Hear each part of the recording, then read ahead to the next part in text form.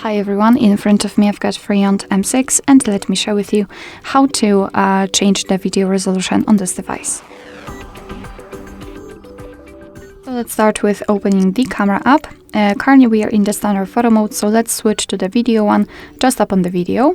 And now, unfortunately, we do not have proper options right here, so we have to open the settings. Let's tap on the settings icon in the right upper corner, and now tap on the video size.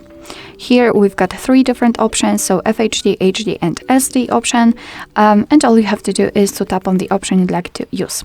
As you can see, after that your device will show it right here, which means that from now on it will use the chosen size whenever you will record a video.